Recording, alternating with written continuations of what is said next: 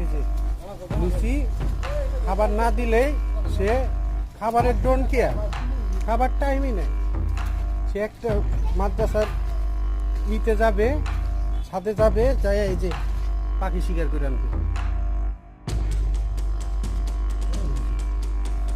খাবে না কিছুই, কলিজাটা খালি খাবে। এলাকা আমার হান্টার লুচি।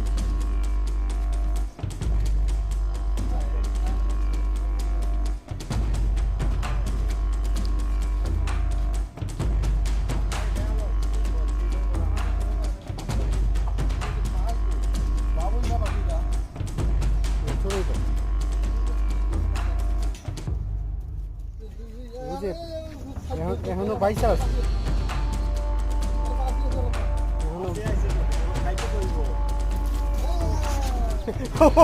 পাখি উড়ে গেছে।